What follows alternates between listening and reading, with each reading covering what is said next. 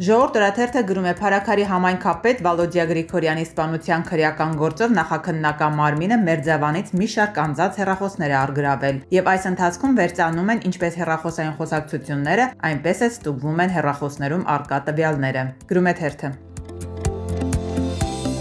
Իրավունք թերթի տեղեկություններով Տիգրան Ավինյանը Փաշինյանին հասկացրել է հրահանգի նվիրյալներին, որ ոտքի տակ չընկնեն։ Ասում են նա նկատի է ունեցել Արայիկ Հարությունյանին, որը պատեհ առիթը բաց չի թողնում մտերմիկ շրջապատում ասելու, որ Ավինյանի օրերը հաշված են, որ շեֆը էլ չի վստահում նրան։ Գրում է թերթը։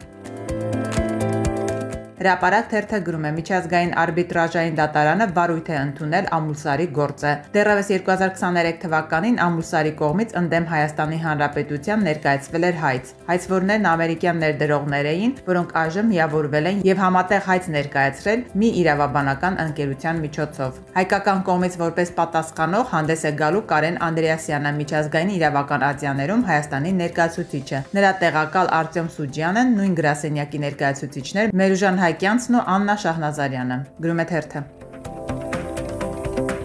Հրապարակ թերթը գրում է քաղաքացիական պայմանագիրը ողջ ներուժով լծվել է Սամվել Կարապետյանի մեր ձևով շարժումը վարկաբեկելուն։ Քաղաքացիական պայմանագիրն ու նրա քարոզիչները 24/7 ռեժիմով հետևում են մեր ձևովի բոլոր շարժերին եւ ակտիվորեն մեկնաբանում, պարսավում։ Իշխանական կուսակցության վերին օղակներում քննարկում են նախկին վարչապետ Կարեն Կարապետյանի նկատմամբ հետապնդումներ սկսելու հարցը, քանի որ կան տեղեկություններ, որ նա է ղեկավարելու մեր ձևովի ցուցակը որպես վարչապետի թեկնածու։ Գրում է թերթը։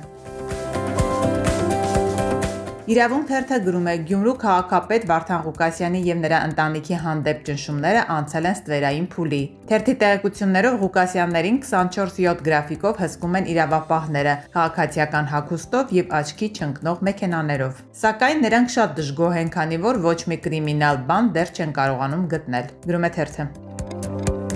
Հրապարակ թերթը գրում է Ազգային ժողովի պետիրավական հարցերի հանձնաժողովի նախագահ ԿՊԱ-ական Վլադիմիր Վարդանյանը պարզվում է փոխել է ազգանունը։ Թերթին պատմել էին, թե նա կնոջ ազգանունն է վերցրել, սակայն Վարդանյանը թերթի հետ զրույցում ասել է, որ կնոջ ազգանունը Մելիքյանն է։ Ինքն ի սկզբանե Վարդանյանն է եղել, ապա երբ ժառանգության հարց է առաջացել, փոխել է ազգանունը, տատիկի ազգանունն է վերցրել, իսկ երբ հաստատղտային խնդիրները լուծվել են, կրկին վերադարձել է Վարդանյան ազգանվանը։ Նա նաև կատակել է. «Ես կնոջ ազգանուն վերցնող տղա եմ»։ Այդուհանդերձ ինչ-որ ֆինանսական գործարքի համար ազգանուն փոխելը ոչ պակաս ուշագրավ փաստ է։ Գրում է թերթը։